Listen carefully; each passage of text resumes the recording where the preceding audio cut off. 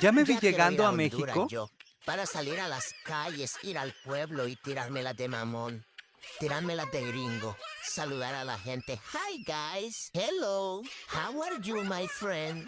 Mirar los animales en la calle y decir, oh my god. Mirar las vacas y decir, I'm scared. Pasar en medio de la gente y decirle, excuse me, I'm sorry. Mirar los letreros en mi pueblo y decir, oh, nice. Ir al mercado a comprar frutas y mencionarlos en inglés. I like mangoes. Banana too.